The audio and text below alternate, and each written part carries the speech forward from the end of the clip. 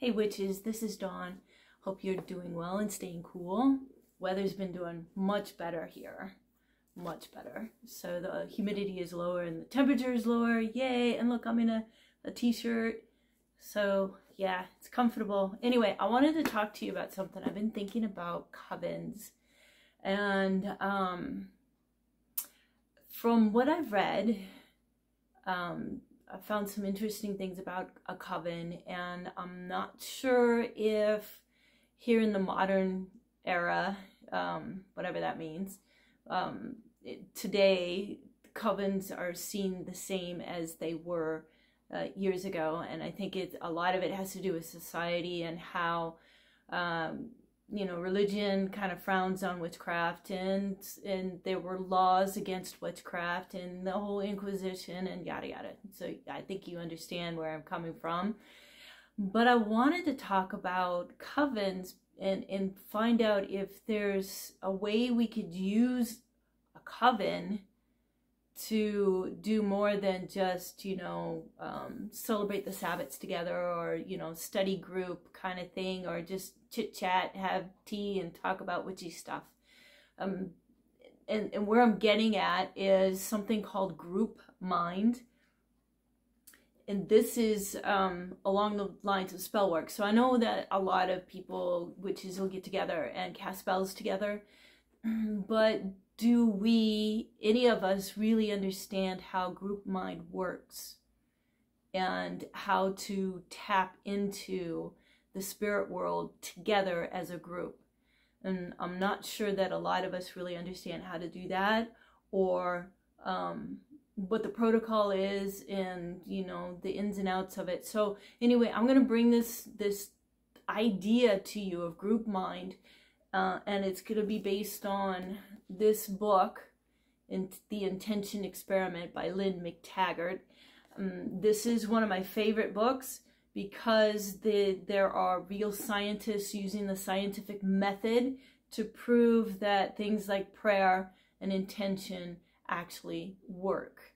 So when you do spell work and you put your intention into your work, it is actually doing something. They have been able to scientifically prove that something is happening. Okay, so a little background. Einstein talked about this as spooky action at a distance. This is entanglement. A lot of the physicists from the era of Einstein and all that really dove into quantum physics and developed it, and they realized that pretty much everything is interconnected. Now, your own DNA is more connected to you, I want to say, than somebody else's, but say your mother's DNA is much more connected to you than, say, the neighbor down the street. So I know through reading this book that when you know the person and you're sending prayers, or you're sending in spell work or intention for healing, that it works much better than if it was a perfect stranger. So if you can take time in your spell work to actually connect with that person in a very loving and compassionate way, and get into that energy of love and compassion and empathy and support and understanding, then the energy of the intention that you're sending them is much more potent. And then we get into group mind is what a lot of people call it. So I was just kind of poking around in this book just to see what the results of their experiments at Noetic Sciences. So it's called the Institute of Noetic Sciences. That's it. IONS. That's where a group of scientists have come together to do these experiments that maybe are not very popular. Maybe a lot of other scientists might poo-poo them and giggle and laugh and ridicule and whatnot. This is a group of scientists who are using the scientific method. So it's not like these are rogue scientists who have gone off the rails and gotten into New Age woo-woo. These are ones who are very strict in using the scientific method. Okay, I'll get off that. Let me read a little something here. They're talking about the power of mass thought. So thought in mass. How many people were required to constitute a critical mass? So how many people do you need to put together and send out a group intention that will actually make a difference? So Maharishi, he developed the Transcendental Meditation, and they have a big organization south of us in Iowa. I think it's Fairfield in Iowa. So his formula, the Maharishi's formula, he says that the square root of 1% of any population practicing advanced meditation will have a positive impact. So that means 1,730 advanced American meditators would be required to have a positive influence on the United States, and only 8,084 to affect the entire world.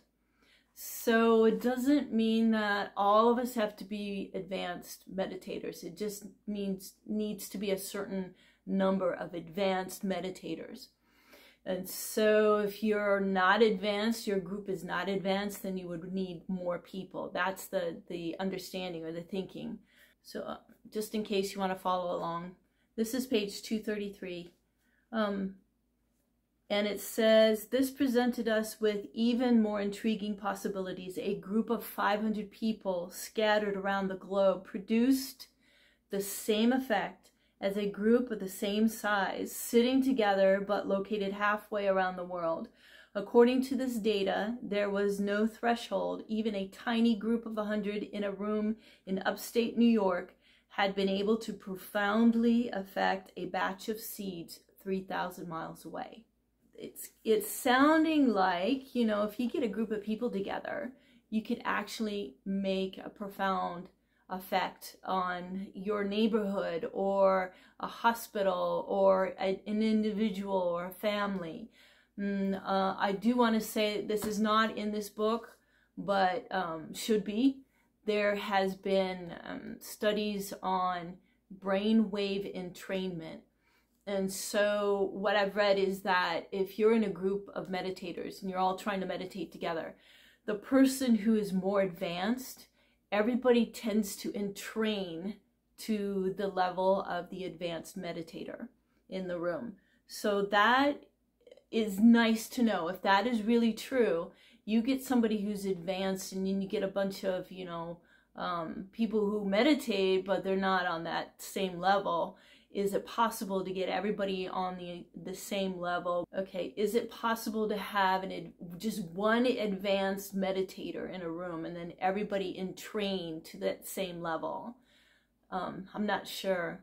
I have not kept up to date with Lynn McTaggart. I know she keeps in touch with these scientists, and she's written a few other books. She has taken on some experiments herself, knowing the protocol, learning that from these scientists. And so she has done some experiments, and of course a lot of it is anecdotal, meaning that maybe it was just coincidence, maybe it was a placebo. What I think about placebo is something happened. You gave that person a sugar pill and they got better. So that has always boggled my mind. So the mind is very powerful, and when you get minds who are like-minded together, it's even more powerful. Now, something else that Lynn McTaggart came across through these experiments, what these scientists found was that everybody really needed to be saying the same prayer or focusing on the same intention for it to really be effective. So they looked at prayer. And they took people who were in the hospital who were sick, and they had people from all walks of life, all different religious backgrounds, pray for these people. And they found that the groups who prayed similarly, if that makes sense, along the same lines of, whatever it is, their mindset were in sync. They were sending the same intention. It worked much more effectively, much more pronouncedly. So if you are part of a group, a coven, then when you come together and work, like a spell casting, when you get together and work on a spell, it really would help your group tremendously to be thinking about the same incantation, the same intention. So written in a way that you all can really tune into and really feel will help you as a group to cast the spell. So what covens came from, I believe, what it seems like, just from reading the history, a need to share wisdom and information and experience and experiment together, but it wasn't allowed, so it was secret. And covens tend to be secretive, but it's just group mind, really, to me.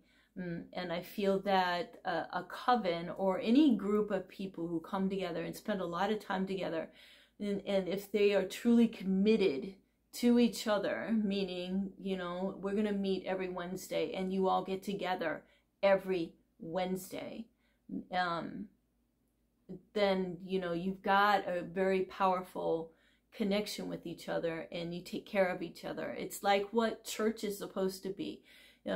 I remember with my foster parents, and they were evangelical, fundamental Christians, and they were part of a church in Los Angeles, and what would happen is somebody would come to the church and say, hey, you know, I just lost my job, and I'm being evicted from my apartment, I have nowhere to stay, can you help me out? And they'd always call up my foster father because nobody else would take them in. Nobody else would want to take people in. So a church really is supposed to be take care of each other, and a coven is that way as well. And covens are, well, it seems like there's like a restriction on 13 people, and then after that you hive off or something or other. But I think the idea is to keep it small so that you really can take care of each other. These big churches with thousands of people in it, you get lost. I mean, what's the point? So, but anyway, I think I'm getting off topic. But I wanted to talk about covens because I think a lot of people just get together every once in a while on the weekend or something like that, and they call that a coven because they're friends and they're witches and stuff like that. But I really think covens can be a lot deeper, a lot more powerful, and a lot more instrumental, I think. So anyway, food for thought. That's all I got. Thanks for watching. Thank you so much for your comments. Let me know about what you think about covens and your experience. If you've experienced in a coven, I have not. I'd love to hear it. So love you all, and do something today that'll bring you joy and make you feel good. Until next time, blessed be.